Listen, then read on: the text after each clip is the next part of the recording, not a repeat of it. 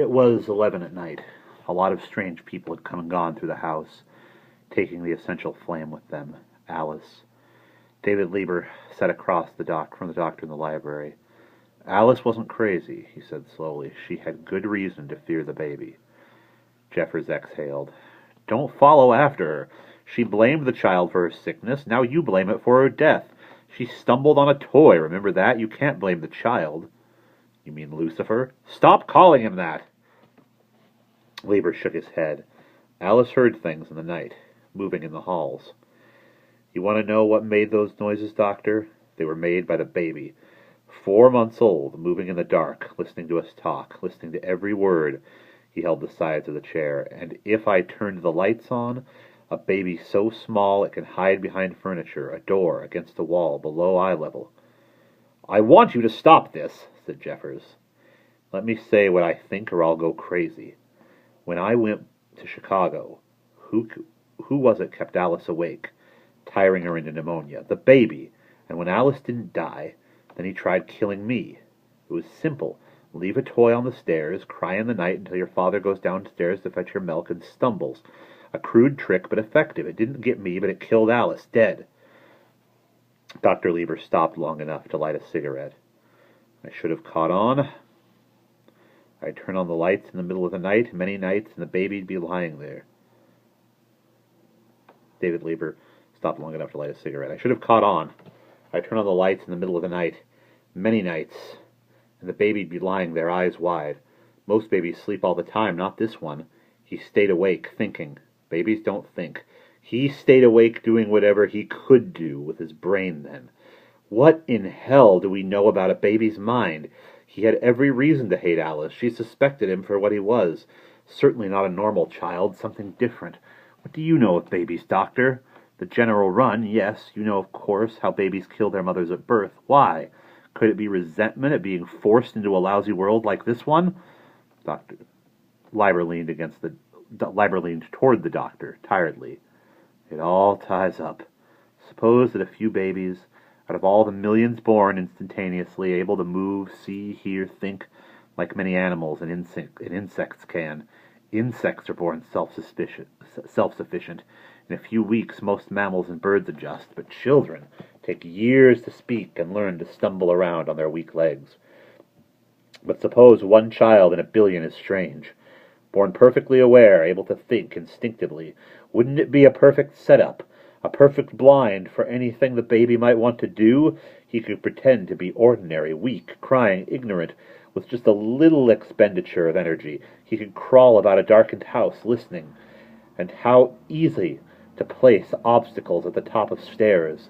How easy to cry all night and tire a mother into pneumonia. How easy, right at birth, to be so close to the mother that a few deft maneuvers might cause peritonitis.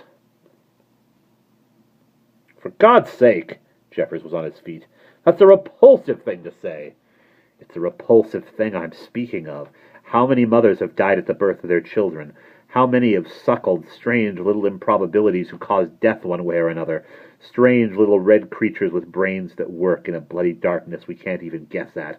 Elemental little brains aswarm with racial memory, hatred, and raw cruelty, with no more thought than self-preservation. And self-preservation, is, in this case, consisted of eliminating a mother who realized what horror she had birthed.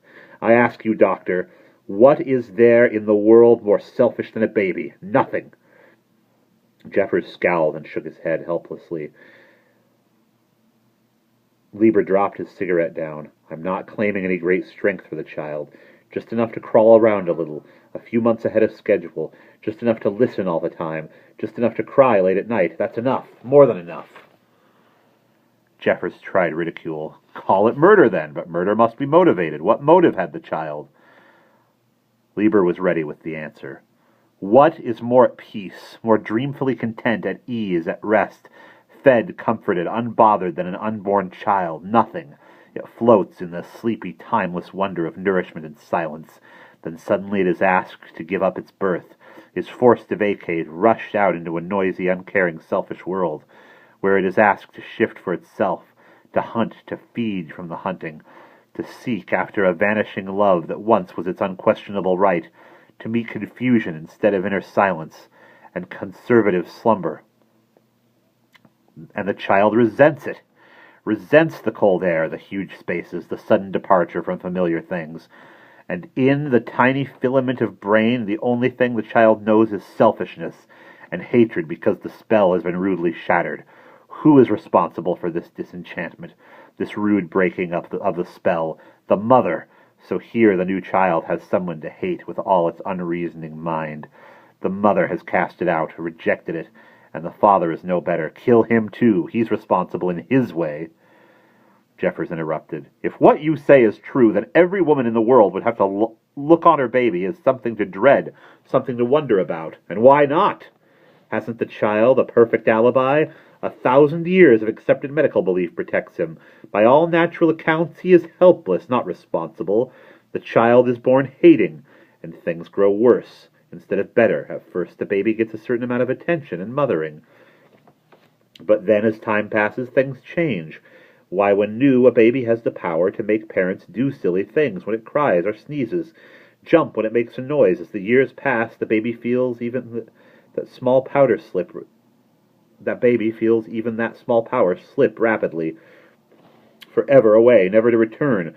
Why shouldn't it grasp all the power it can have? Why shouldn't it jockey for position while it has all the advantages? In later years, it would be too late to express its hatred. Now would be the time to strike. Lieber's voice was very, very soft, very low. My little baby boy, lying in his crib nights, his face moist and red and out of breath, from crying? No, from climbing slowly out of his crib, from crawling long distances through darkened hallways. My little baby boy, I want to kill him. The doctor handed him a water glass and some pills. You're not killing anyone, you're going to sleep for 24 hours. Sleep will change your mind. Take this. Leiber drank down the pills and let himself be led upstairs to his bedroom, crying, and felt himself being put in bed. The doctor waited until he was moving deep into sleep, then left the house. Leiber, alone, drifted down. He heard a noise. What's that? He demanded feebly. Something moved in the hall. David Leiber slept. Very early the next morning, Dr. Jeffers drove up to the house. It was a good morning, and he was here to drive Lieber to the country for a rest. Lieber would still be asleep upstairs. Jeffers had given him enough sedative to knock him out for at least 15 hours.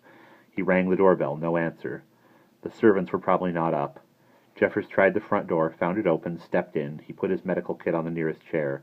Something white moved out of sight at the top of the stairs. Just a suggestion of movement. Jeffers hardly noticed it. The smell of gas was in the house. Jeffers ran upstairs, crashed into Lieber's bedroom. Lieber lay motionless on the bed. The room billowed with gas, which hissed from a released jet at the base of the wall near the door. Jeffers twisted it off, then forced up all the windows and ran back to Lieber's body. The body was cold. It had been dead quite a few hours. Coughing violently, the doctor hurried from the room, eyes watering. Lieber hadn't turned on the gas himself. He couldn't have. Those sedatives had knocked him out. He wouldn't have wakened until noon. It wasn't suicide, or was there the faintest possibility? Jeffers stood in the hall for 5 minutes. Then he walked to the door of the nursery. It was shut. He opened it. He walked inside into the crib. The crib was empty. He stood swaying by the crib half a minute. Then he said something to nobody in particular. The nursery door blew shut. You couldn't get back into your crib where it was safe. You didn't plan on the door blowing shut. A little thing like a slammed door can ruin the best of plans. I'll find you somewhere in the house, hiding, pretending to be something you are not. The doctor looked dazed. He put his hand on his head and smiled palely. Now I'm talking like Alice and David talked, but I can't take any chances. I'm not sure of anything, but I can't take any chances. He walked downstairs, opened his medical bag on the chair, took something out of it and held it in his hands. Something rustled down the hall, something very small and very quiet. Jeffers turned rapidly. I had to operate to bring you into this world, he thought. Now I guess I can operate to take you out of it. He took half a dozen slow, sure steps into the hall. He raised his hand into the sunlight. See, baby? Something bright. Something pretty. A scalpel. And that is the end of The Small Assassin.